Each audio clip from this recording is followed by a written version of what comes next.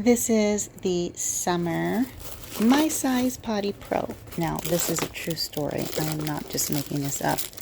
My mother had a lot of kids, and all of us were potty trained before we can walk.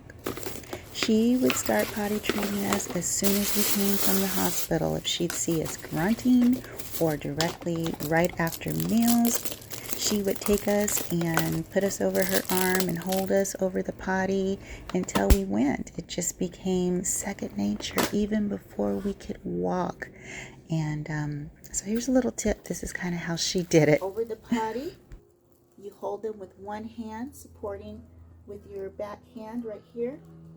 And you just kind of let them sit there until they're done or until you think they've gone. And you just be consistent with it.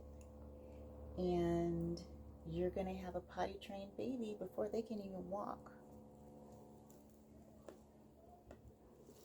That's a good girl. Good girl.